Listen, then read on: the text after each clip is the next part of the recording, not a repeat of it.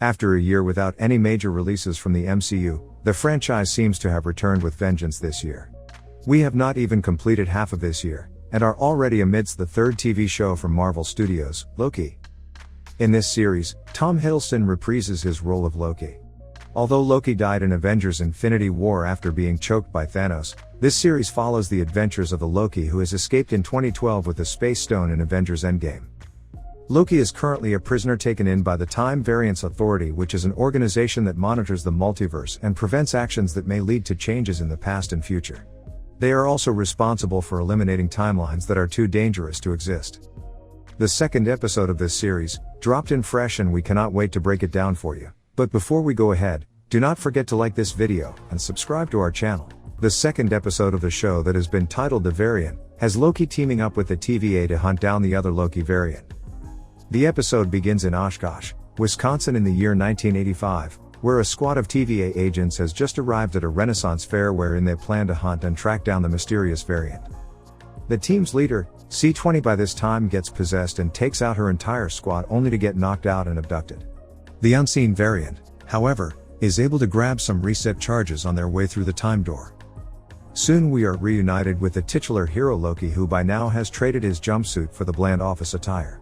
Mobius then arrives to take Loki away, to investigate the happenings in Oshkosh.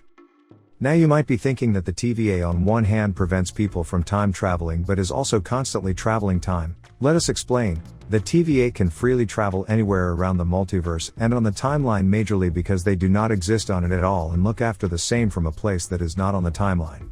This allows them to travel freely across it. Loki tags along with Mobius because not only is the variant they're chasing an alternate version of him, thus making him an expert, but as Mobius explained that they've already caught him once, and betraying them won't exactly be fruitful. This somehow hints that Mobius knows exactly what Loki's game is and maybe already has a plan in mind for how to keep Loki in check.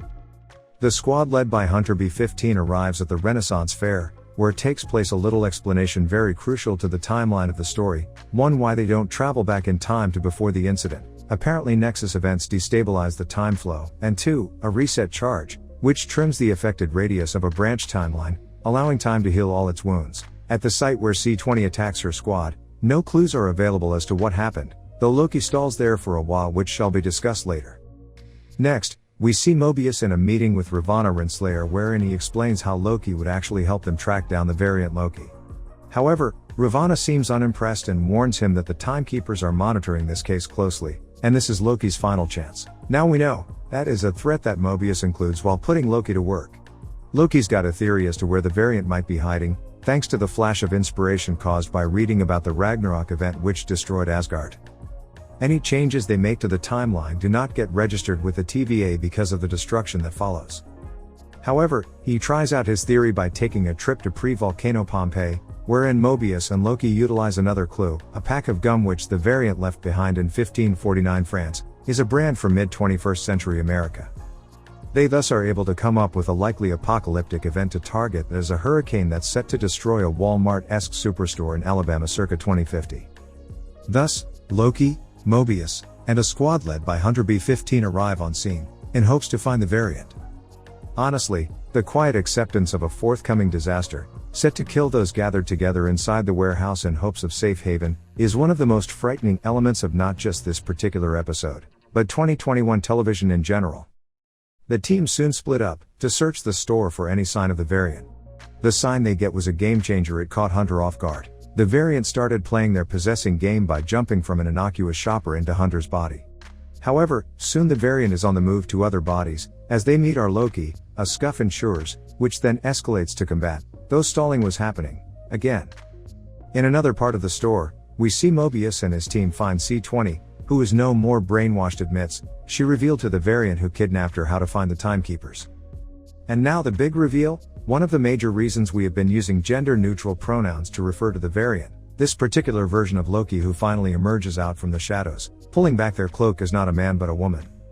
Nothing is specifically said in the episode to this effect, but the episode credits the character played by Sophia Di Martino as called the variant. Now comic book fans will of course remember Lady Loki. She was an established Marvel character who went back several years.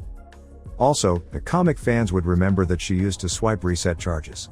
Now this where she uses them, she activates the reset charges, creating a chain reaction throughout the store, sending them all across time and space, creating numerous branches all across the sacred timeline. While we only get a sight of the scale of the bombing, it sure is not great news. Things were anyway looking bad for everyone, especially the team timekeepers. Loki pulled an oh so predictable move.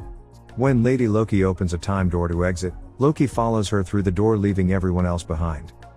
Loki of course is always looking for the best angle in this situation as well, even though Lady Loki seems very disinterested in him as an ally. Despite him trying to claim that his stalling at the Renaissance Fair was an approach to help her out, it did not come as a shock to see him abandon the TVA. Maybe it's another way to assist the TVA? Now that is something we can only find out in the forthcoming episodes. Only 1/3 of the way through this season, it's already been a crazy ride. Keep watching our channel for more updates on this series, and many others. Do not forget to comment down below and let us know your favorite part from episode 2.